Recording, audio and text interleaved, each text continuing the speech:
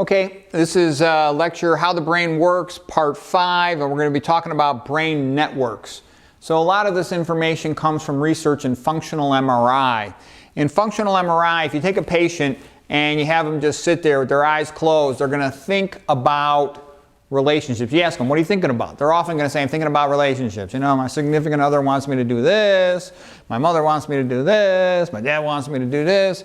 The point being is the default setting for the brain when a person is at rest is to think about the relationships in their life, because social relationships are very important for humans.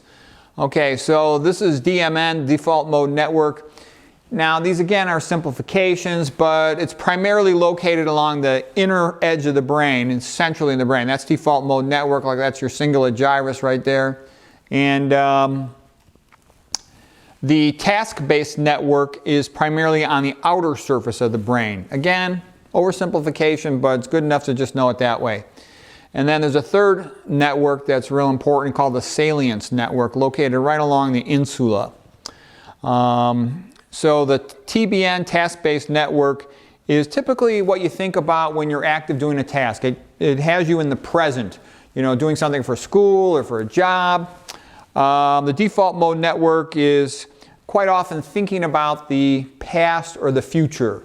Well, gee, you know, we had a nice time, me and my significant other yesterday. Maybe tomorrow we'll go, you know, to the zoo, or maybe we'll go shopping. What should we do? I probably should call. Anyways, the point being is also sometimes the person is going to be sad. Sometimes the person is sad, oh gee, my life sucks, it's all screwed up.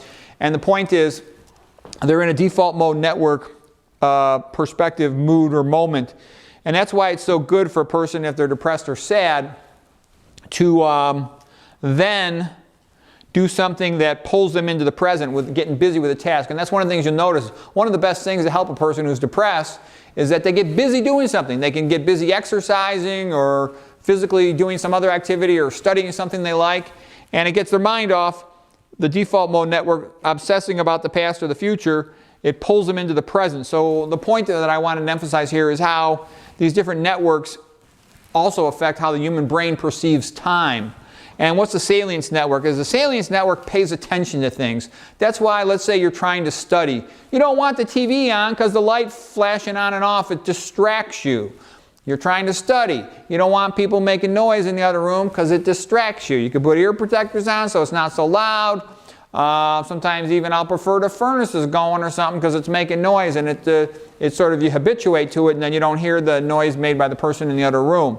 So anyways, task-based network primarily pulls you into the present. Default mode network especially makes you think about the past and the future. If you want to learn more about it, and this is sort of the best introductory book to functional MRI. It's called Social by Matthew Lieberman. He's a PhD psychologist who's interested in research in functional MRI. It's a good book, so that's where to go if you want to learn more. Okay, so that's it for the brain networks.